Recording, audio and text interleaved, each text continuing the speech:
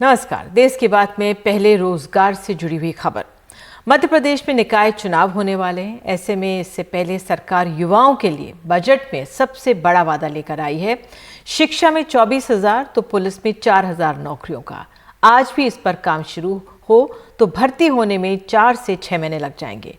हालांकि बजट में वित्त मंत्री ने नई भर्तियों की कोई डेडलाइन नहीं दी है। अनुराग द्वारी की रिपोर्ट।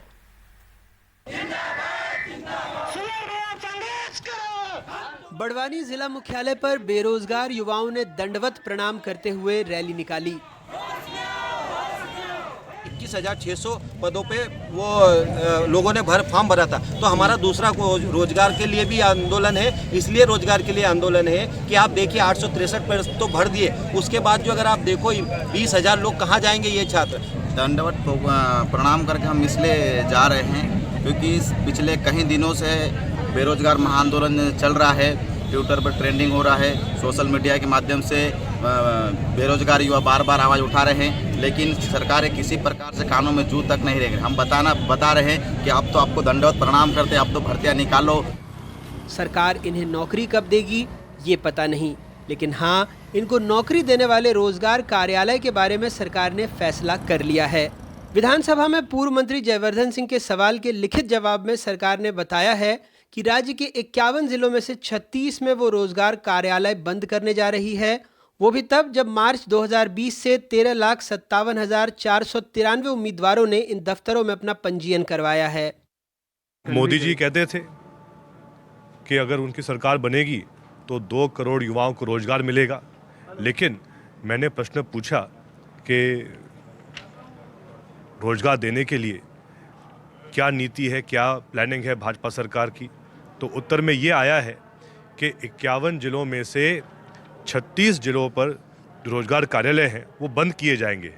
तो इससे तो उल्टा नुकसान होगा, रोजगारी बढ़ेगी। सोर्स करेंगे और तमाम ऐसी चीज़ें ताकि जो प्राइवेट सेक्टर्स के लोग हैं वो आएँ और अच्छे से रोजगार। बात आउटसोर्स की नहीं है, बात ये है कि हर जिले में रोजगार कार्यालय का दायित्व था कि कितने वहाँ पे बेरोजगार लोग हैं, उनका आंकड़ा मिलता, तो उस ऑफिस के माध्यम से जानकारी मिलती थी कि कौन कौन को बुला सकते हैं, कौन कौन एजुकेटेड है, कौन कौन BA पास है, कौन कौन BTech है, कौन कौन BE सिविल है। हर जिले में रोजगार कार्यालय बंद किए जाएंगे तो फिर आदमी कहाँ जाएगा रोजगार ढूंढने के लिए। हालांकि इस बारे में सरकार के अपने तर्क हैं।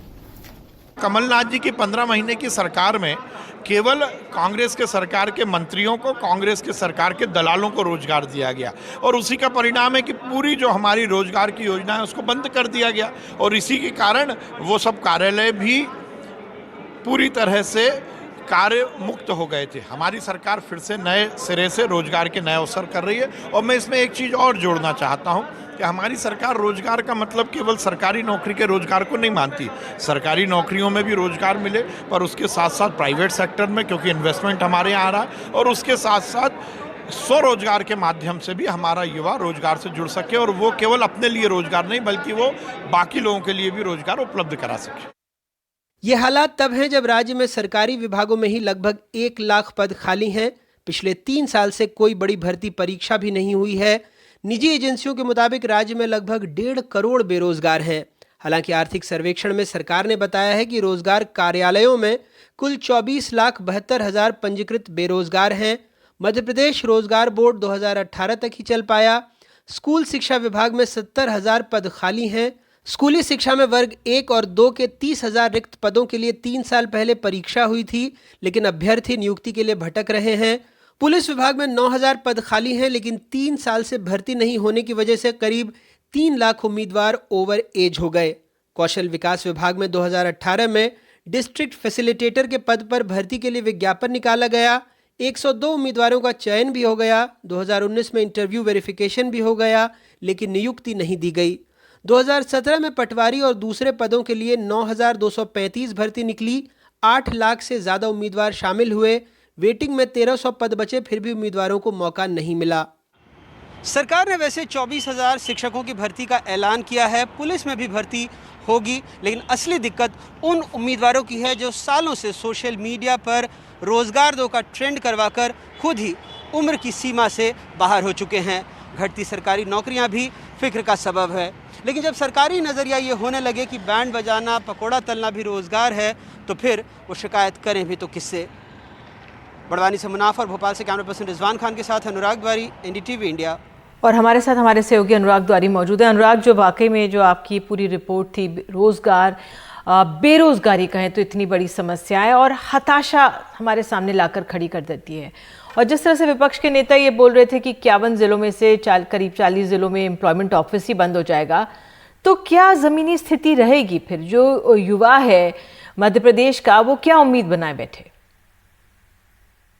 ये हालात आपको पूरे राज्य में ही नहीं बल्कि पूरे देश में मिलेंगे। सरकार का ये कहना है कि जो 51 जिलों में 36 में रोजगार दफ्तर हैं, क्योंकि लगातार हम इस पर कहानियां करते रहे हैं। तो जब हमने इन रोजगार दफ्तरों की भी कहानी की थी 2 साल पहले, और उसके बाद लगातार हम अलग अलग महकमों में कितने पद खाली हैं, कितने लोगों को नौकरियां नहीं मिली हैं। अगर शिक्षा के क्षेत्र में ही देखा जाए तो अतिथि शिक्षक हैं या जिनको मानदेय बहुत कम मिलता है, कुछ लोगों को नहीं मिला, लगातार इनकी कहानियां कहते रहे हैं। तो मध्य प्रदेश में ही सिर्फ 1 लाख से ज्यादा तो सरकारी पद रिक्त हैं जिन पर भर्तियां की जानी है। और जैसा हमने बताया कि सालों से कई विभाग ऐसे हैं, पिछले 3 सालों से जब से मैं यहां पर आया हूं तभी देखा है कि कोई बड़ी भर्ती परीक्षा नहीं हुई है। इसी प्रदेश में व्यापम जैसे घोटाले भी होते रहे हैं, जो राष्ट्रीय मीडिया में हर जगह सुर्खियों में आया था कि किस तरह व्यापम के जरिए भर्तियां हुई और किस तरह उसमें धांधली की गई। लेकिन कमोबेश पूरे देश में आपको यही हालात मिलेंगे कि युवा सड़क पर है, सोशल मीडिया पर ट्रेंड करा रहा है। अब तो सरकार ने सदन में लिखित सवाल के जवाब में माना है कि वो 36 रोजगार कार्यालय बंद कर रही है। लेकिन इसके पहले एक रोजगार बोर्ड भी मध्य प्रदेश में बनाया गया था, वो तो सिर्फ 2 साल चला, 2016 में शुरू हुआ, 2018 में बंद हो गया। सरकार ने अभी कहा है कि वो कम से कम 24,000, क्योंकि निकाय चुनाव है, 24,000 शिक्षकों के पदों पर भर्ती करेगी, लगभग 4,000 पुलिस की वैकेंसियां भरेंगी। लेकिन अगर आज से भी वो ये काम शुरू करती है तो लगभग इसमें 6 से 7 महीने लग जाएंगे और ऐसे में चुनाव निकल जाएंगे। तो अक्सर हमने देखा है कि ये जो नौकरियों का झुंझुना होता है, किस तरह से चुनावी शगुफा होता है और इसके बाद फिर कुछ भी नहीं हो पाता। क्योंकि अगर मोटा मोटी जो आंकड़े सरकार के पास सरकारी पदों के हैं, अगर उन्हीं को भरने जाएं तो 8 से 9 हजार करोड़ रुपए खर्च होने वाले हैं। और जब भी युवाओं को नौकरी देने की बात आती है तो हर जानकार यही कहने लगता है कि सरकार के पास इतना पैसा कहां से आएगा। लेकिन थोड़े दिनों पहले हमने आपको दिखाया था कि सिर्फ 1 साल पहले जो बंगलों का रंग रोगन करवाया था कमलनाथ सरकार ने, उसी पर सरकार ने वापस आके 4.5 करोड़ रुपए के आसपास खर्च कर दिए। उस अनुपात में रकम बहुत कम है, लेकिन अगर इसको आप सिंबॉलिक तरीके से देखें, सांकेतिक तरीके से देखें तो बहुत कुछ बताता है सरकार की प्राथमिकताओं के बारे में। बिल्कुल बिल्कुल, बहुत बहुत धन्यवाद अनुराग। और वाकई हताशा भरा स्थिति है, लेकिन सरकार भले ही नौकरियों का झुंझुना थमाए, लेकिन वो झुंझुना देखने में अच्छा लगता है। और जो हमारे बेरोजगार हैं, उनकी जो उम्मीदें हैं, उन पे पानी फिरता है। तो ये मसला हमें सामने रखना ज़रूर पड़ता है। बहरहाल अब चलते हैं उत्तर प्रदेश। उत्तर प्रदेश की आगरा जेल में विष्णु के 20 साल तक रेप की सज़ा काटने के बाद हाई कोर्ट ने बताया है कि उसने रेप ही नहीं किया, वो बेकसूर है। 23 साल का था, जवान था जब वो जेल गया था, अब 43 साल का अधेड़ हो गया है। विष्णु का कहना है कि गांव में किसी से ज़मीन का झगड़ा हुआ था, उसने किसी लड़की को पैसा देकर उस पर रेप का ये आरोप लगवा दिया। हाई कोर्ट ने इस पर बहुत सख्त टिप्पणी की है, लेकिन कमाल खान हमारे सहयोगी की रिपोर्ट वाकई में कहती है कि जो विष्णु की जिंदगी के 20 साल हैं, उसे कोई लौटा नहीं सकता। 23 साल का जवान इस जेल के अंदर गया था, 43 साल का अधेड़ इस जेल से बाहर निकला। अपनी जवानी के कीमती 20 साल कैद में गुजार दिए उस गुनाह के लिए जो उसने कभी किया ना था। इलाहाबाद हाई कोर्ट ने अपने ऑर्डर में लिखा कि सारे सबूतों और गवाहियों की रोशनी में हम मुतमईन हैं कि मुल्जिम को हुई सज़ा पूरी तरह गलत है। विष्णु पे ललितपुर में उसके गांव की एक लड़की ने रेप का इल्ज़ाम लगाया था। उसका कहना था कि वो घर से खेत जा रही थी, तब विष्णु ने उससे रेप किया। विष्णु 16 सितंबर 2000 को रेप और दलित उत्पीड़न के इल्ज़ाम में गिरफ्तार हुआ। ललितपुर की अदालत ने उसे उम्र कैद की सज़ा सुना दी, लेकिन इलाहाबाद हाई कोर्ट ने उसकी रिहाई के आदेश में लिखा है कि आरोप लगाने वाली लड़की के मेडिकल रिपोर्ट बनाने वाले डॉक्टर ने बिल्कुल साफ लिखा है कि लड़की के साथ ज़बरदस्ती जिस्मानी रिश्ते बनाने का कोई सबूत नहीं मिला है। जांच में और तीनों गवाहों से पूछताछ में तमाम विरोधाभास हैं। विष्णु कहते हैं कि गांव में कुछ लोगों से ज़मीन जायदाद की रंजिश थी। उन्होंने सबक सिखाने के लिए एक लड़की को पैसा देकर उसके ऊपर रेप का इल्ज़ाम लगवा दिया, जिसका नतीजा ये हुआ। दूसरी पार्टियों ने, दूसरे लोग बागों ने उनको पैसा दिया था। कुछ लोग जो हमारे विरोधी थे, ज़मीन जायदाद के मतलब विरोध में रहते थे, उनने फंसाने की कोशिश करी थी हमें। और जब से हम 20 साल से मतलब यहीं हैं जेल में, हमारे माँ बाप, हमारे भाई सब ख़त्म हो गए और हम पे कुछ नहीं बचा। आगरा जेल के अफसर भी कहते हैं कि विष्णु इतना शरीफ है कि उसे देख के कभी लगा ही नहीं कि इसने रेप भी किया होगा। बंदी का कारागार में आचरण बहुत अच्छा रहा है और निरंतर वो श्रम करता रहा है। श्रम करने के कारण उसको यहाँ पे जो पारिश्रमिक की व्यवस्था है, पारिश्रमिक भी मिलता रहा है। विष्णु ने 20 साल बाद शहर देखा, खुला आसमान देखा तो रुहां से हो गए। हमारे सहयोगी नसीम अहमद ने उनके जेल से छूटने पे उन्हें आगरा की सैर भी कराई। फिर उन्हें आगरा स्टेशन से ललितपुर की ट्रेन दिलवा के विदा किया। विष्णु चला गया उस गांव को जहां 20 साल पहले अपनी जवानी छोड़ आया था। जो ज़िंदगी सिर्फ एक बार के लिए मिली हो, जिस ज़िंदगी का हर लम्हा बेशकीमती हो, उस ज़िंदगी के 20 साल ज़ाया हो जाने का मतलब सिर्फ वही समझ सकता है जिसके साथ ये गुजरी हो। आगरा में नसीम अहमद और लखनऊ में कैमरामैन राजेश गुप्ता के साथ कमाल खान, NDTV। उत्तर प्रदेश के हरदोई में दिल दहला देने वाली वारदात सामने आई है, जब एक पिता अपनी बेटी का कटा हुआ सर लेकर थाने पहुंच गया। हरदोई के मझिला थाना क्षेत्र में प्रेम प्रसंग की आशंका में पिता ने अपनी बेटी की हत्या कर दी। मझिला थाना क्षेत्र के पांडे तारा गांव में हुई इस घटना से पूरे इलाके में सनसनी फैल गई। पुलिस ने आरोपी पिता को गिरफ्तार कर पूरे मामले की छानबीन शुरू कर दी है। उत्तर प्रदेश के मुरादाबाद में 20 दिन से लापता युवक का शव कल नाले में पड़ा हुआ मिला। शव का पता तब चला जब इस हत्याकांड में शामिल 3 लोगों को गिरफ्तार कर पूछताछ की गई। पुलिस के मुताबिक इनकी निशानदेही पर ही शव को बरामद किया गया। पुलिस की माने तो अभियुक्तों ने लॉकडाउन से पहले मृतक से पैसे ब्याज पर लिए थे, जिसकी किश्त चुकाने से बचने के लिए अपशब्द बोलने की वजह से इस हत्याकांड को अंजाम दिया गया। और देश की बात में आगे, बंगाल चुनावों में बीजेपी और तृणमूल की रणनीति क्या हुआ है खास? कैसे होंगे शुवेंदु अधिकारी और ममता बनर्जी आमने सामने?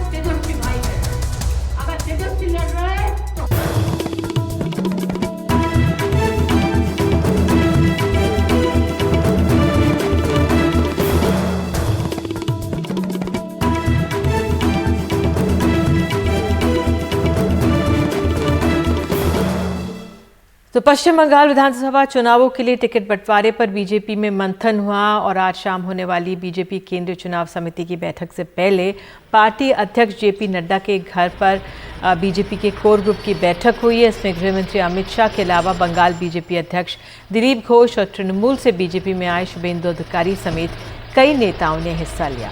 और क्या निकलकर इसमें आया है, हमारे सहयोगी अखिलेश शर्मा हमारे साथ मौजूद हैं। अखिलेश, तो क्या अहम ठोस निकल कर आया इस बैठक से? देखिए, अब से कुछ देर बाद केंद्रीय चुनाव समिति की बैठक होने जा रही है, जिसमें कि पश्चिम बंगाल के जो पहले 2 चरण हैं उनके लिए पार्टी अपने उम्मीदवारों के नाम तय करेगी। 50 से 60 नाम तय होने और उन्हीं पर चर्चा करने के लिए करीब 5 घंटे तक बीजेपी कोर ग्रुप की बैठक हुई थी। इसमें शुवेंदु अधिकारी ने इच्छा व्यक्त की है कि वो नंदीग्राम, जो कि उनकी अपनी सीट है, वहाँ से चुनाव लड़ना चाहते हैं। आप जानती हैं कि ममता बनर्जी ऐलान कर चुकी हैं कि जो उनकी भवानीपुर सीट है उसके साथ साथ वो नंदीग्राम से भी चुनाव लड़ना चाहती हैं।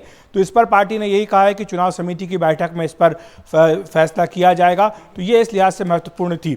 इस बैठक के बाद अमित शाह पीएम मोदी से मिलने के लिए गए। उन्हें ब्रीफ किया गया कि इस बैठक में क्या क्या चर्चा हुई और अब से कुछ देर बाद बीजेपी के कोर ग्रुप की बैठक, बीजेपी की चुनाव समिति की बैठक होगी, जिसमें इन उम्मीदवारों के नामों की चर्चा होगी, उन्हें अंतिम रूप दिया जाएगा। कल भी चुनाव समिति की बैठक होगी, जिसमें तमिलनाडु, केरल और पुदुचेरी के लिए बीजेपी अपने उम्मीदवारों के नामों पर चर्चा करेगी। बिल्कुल, तो अखिलेश, ये माना जाए नंदीग्राम जंग हो सकता है बंगाल चुनावों में, क्योंकि ममता बनर्जी और शुवेंदु अधिकारी दोनों आमने सामने हो सकते हैं यहाँ पर। बिल्कुल, नंदीग्राम को लेकर ममता बनर्जी ये कह चुकी हैं कि वो वहाँ से भी चुनाव लड़ना चाहती हैं।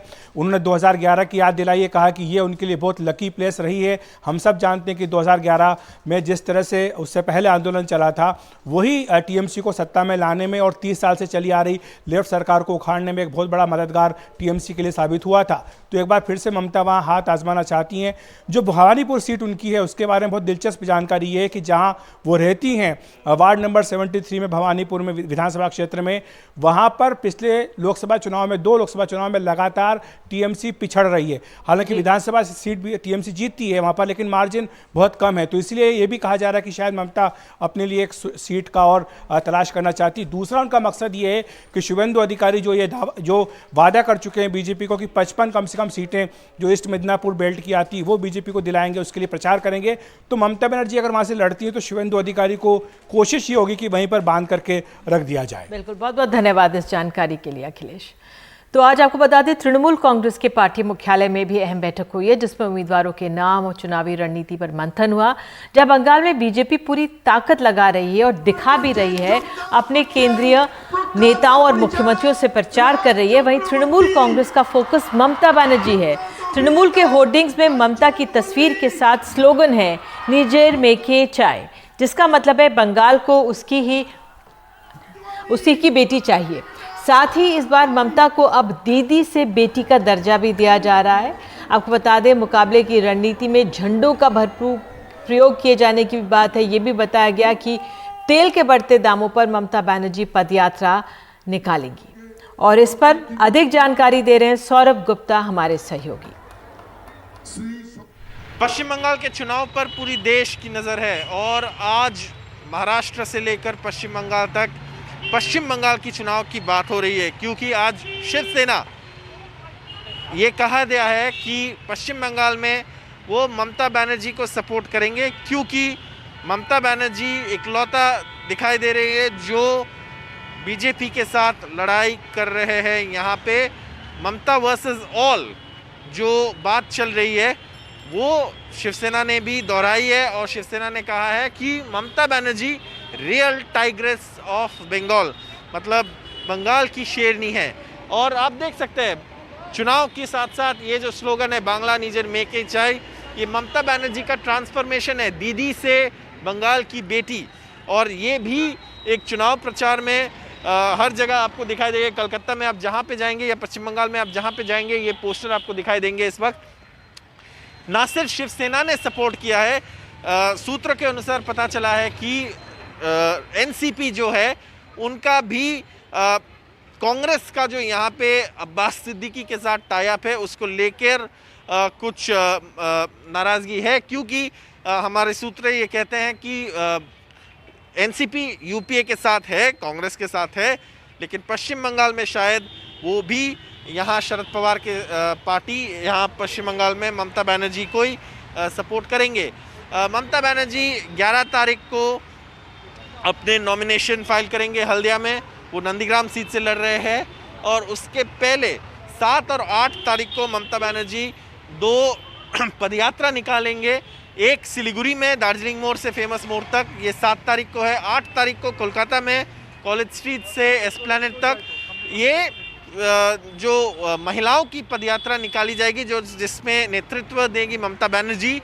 ये बढ़ती डीजल, पेट्रोल और एलपीजी के दाम के खिलाफ है और इस बात को चुनावी मुद्दा भी बनाने की कोशिश है तृणमूल कांग्रेस की।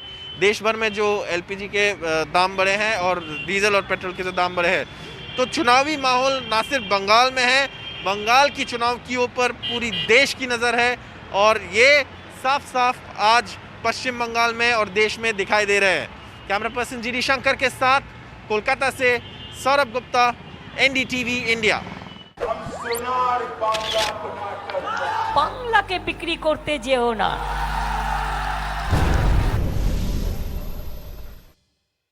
Co powered by गोल्डी हल्दी पाउडर, गोल्डी मसाले, जहां जाएं रिश्ते बनाएं। और देश की बात में आगे है, 19 महीनों के बाद कश्मीर में खुले स्कूल, बच्चों ने ली राहत की सांस।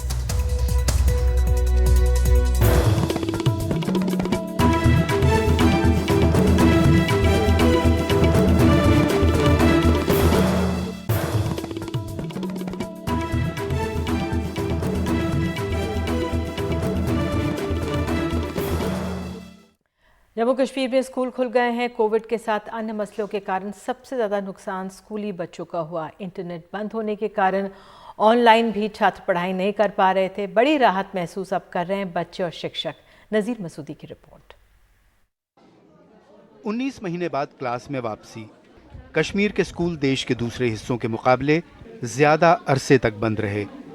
पहले अनुच्छेद 370 हटाए जाने के बाद सुरक्षा कारणों से और फिर कोविड का असर। 9वीं में पढ़ने वाले सैयद इनायत के लिए इस दौरान काफी कुछ बदल गया है, जो आखिरी बार अपनी क्लास के दोस्तों से जुलाई 2019 में मिला था। इनका कद भी बढ़ गया है, सभी लंबे हो गए हैं। अब सोशल डिस्टेंसिंग की वजह से गले भी नहीं लगा सकते, बस दूर से हाय कह देते हैं। फिलहाल 9वीं से 12वीं के बच्चे आ रहे हैं। अगले हफ्ते से 6ठी से 8वीं तक के बच्चे भी आने लगेंगे। प्राथमिक स्कूलों को लेकर अभी कोई फैसला नहीं किया गया है। लगभग 2 साल हो गए, हम 2 साल के बाद आए यहाँ स्कूल, तो इसलिए तो अब हो गया है। अब 2-4 दिन ही हो गए हमें यहाँ आने को, तो अब नहीं होना चाहिए। अब कुछ नहीं होना चाहिए। तो जैसे कोविड के अब स्कूल खुल गया, अभी बोल रहे थे ये वापस बंद हो जाएंगे। हम नहीं आशा करते कि अब ये बंद ना हो। कश्मीर में इंटरनेट पर पाबंदी की वजह से ऑनलाइन पढ़ाई भी मुमकिन नहीं रही थी। शिक्षक शाइस्ता रेशी ने कोविड के दौरान बच्चों को पढ़ाने के लिए यूट्यूब चैनल लॉन्च किया, लेकिन इंटरनेट की धीमी रफ्तार की वजह से बहुत से बच्चे इसका फायदा नहीं उठा पाए। ऑनलाइन क्लासेस ठीक थी, इतने सारे सवाल थे, सिग्नल की परेशानी थी, नेटवर्क की दिक्कत थी, लेकिन आमने सामने पढ़ाई की बात कुछ और ही है। स्कूल आकर बहुत ही अच्छा लग रहा है। लंबे अरसे तक चली सर्द मायूसी के बाद कश्मीर के बच्चे अब फिर से पढ़ाई पर ध्यान दे रहे हैं। श्रीनगर से नज़ीर मसूदी की रिपोर्ट, एनडीटीवी इंडिया।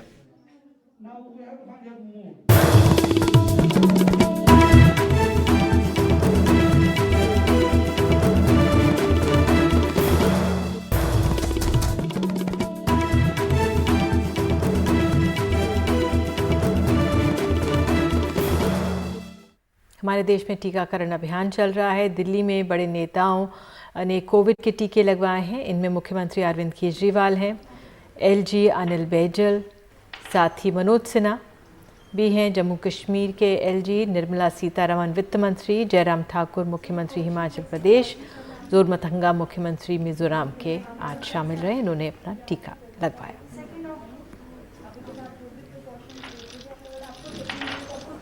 दफ्तरों में काम करने वालों के लिए राहत बड़ी खबर है। ईपीएफ की ब्याज दर में बदलाव नहीं होगा। श्रम मंत्री ने इसका ऐलान करते हुए कहा है कि ईपीएफ की ब्याज दर 8.5% रहेगी।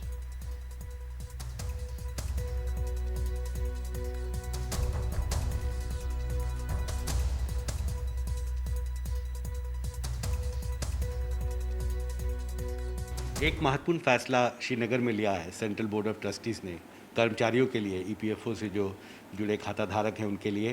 क्या फैसला है और कब से वो लागू होगा? मुझे भी ये बताया गया है कि हमारे मंत्रालय ने 8.5% का देने का रिकमेंड किया है, और ये जो फैसला है ये अभी हम इसको मिनिस्ट्री ऑफ फाइनेंस भेजेंगे। जैसे मिनिस्ट्री ऑफ फाइनेंस अप्रूवल दे देगी, इसे तुरंत जैसे मिनिस्ट्री ऑफ फाइनेंस अप्रूवल दे देगी लागू हो जाएगा। जी, इसका कोई आकलन किया गया है कितने खाता धारक हैं जिनको इसका फ़ायदा मिलेगा? इसका आकलन ये है कि बिकॉज जैसे आपको बताया ईपीएफओ के बेनिफिशियरी कभी बढ़ते हैं कभी घटते हैं। तकरीबन मैं ये दावे से कहता हूँ तकरीबन 5 करोड़ जो हमारे जो हैं ईपीएफओ बेनिफिशियरी हैं उनको बेनिफिट मिलेगा। और कॉपस भी रहेगा उसके बाद भी ईपीएफ के पास? हाँ, मुझे लगता है कि इसके 8.5% देने के बावजूद भी हमारे पास तकरीबन मोर देन 250 करोड़ का बैलेंस कॉर्पस रहेगा। मतलब 8.5 इसलिए भी ज़्यादा अच्छा है बिकॉज भारत सरकार ने जैसे पेंडेमिक के दौरान भी हमने काफ़ी 8.5 ही दे दिया था, और उसी को अब तो इकनॉमी हमारी वी शेप रिकवरी हो रही है, तो इसमें हमने उसी को मेंटेन रखा है और इसी का दिया जाएगा। हमसे बात करने के लिए शुक्रिया। तो दिल्ली से एन रवि के साथ हिमांशु शेखर, एनडीटीवी इंडिया।